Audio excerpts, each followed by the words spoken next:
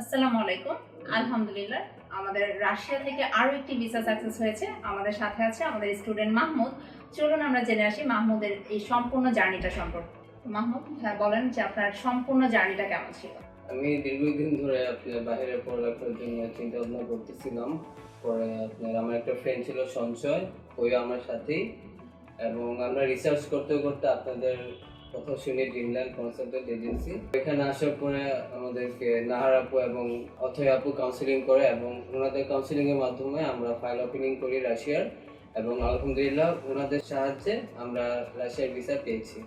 আচ্ছা, আমাদের নেক্সট ইনটেকে যে স্টুডেন্টরা অ্যাপ্লাই করতে চাচ্ছে তাদের উদ্দেশ্যে আপনি কিছু একটা বলেন।